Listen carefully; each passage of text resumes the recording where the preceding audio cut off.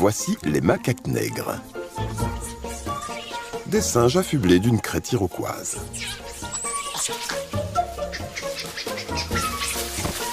Ils vivent en larges groupes qui peuvent compter jusqu'à une centaine d'individus, tous plus dévergondés les uns que les autres. Je viens observer un groupe de macaques nègres pour comprendre comment ils vivent en communautés aussi nombreuses. Il semblerait que cela ait un lien avec leur mode de communication.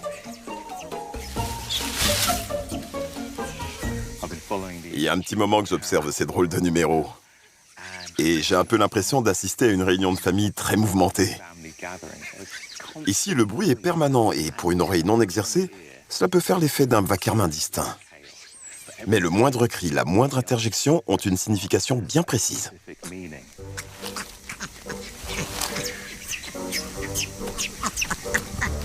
Lorsque de jeunes singes se montrent trop turbulents et qu'on entend ces grognements,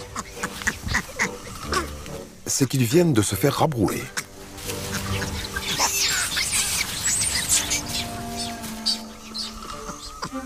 Et s'il y a un danger, ce bruit veut dire sauf qui peut.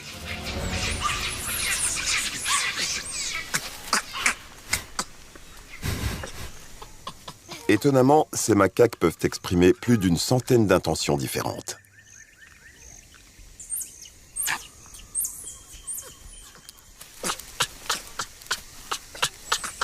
Mais le plus surprenant, c'est qu'ils n'ont bien souvent pas besoin d'émettre le moindre son pour se faire comprendre. Cette facilité à communiquer, ils la doivent à l'expressivité de leur face. Pour mettre en évidence cette communication visuelle, j'installe une cabine photo en plein milieu de la jungle. Les macaques nègres sont considérés comme les singes les plus sociables au monde.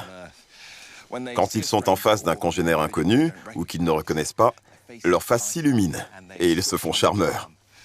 Pour observer ce numéro de charme, j'ai apporté un dispositif bien particulier qui devrait leur plaire énormément. À l'intérieur de la boîte se trouve un appareil photo. Il est dissimulé derrière une glace sans teint. Quand les singes essaieront de jeter un œil à l'intérieur de la boîte, ils ne verront que leur propre reflet. Persuadés d'être en face d'un congénère, ils devraient lui souhaiter la bienvenue par une série d'expressions faciales accueillantes.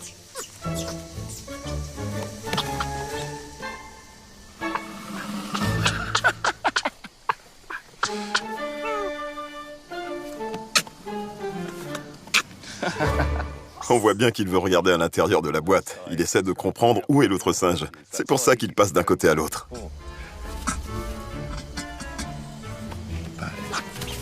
C'est génial.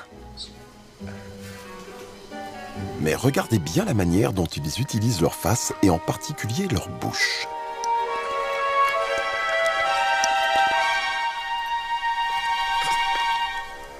Ces mouvements de lèvres, c'est leur manière de dire bonjour.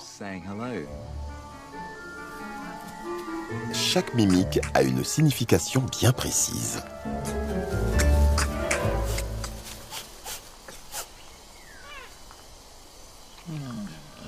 Un bâillement en apparence très innocent dévoile une rangée de dents acérées et sera compris comme une tentative d'intimidation. Rabattre ses oreilles vers l'arrière traduit une intention amicale. C'est une invitation au jeu.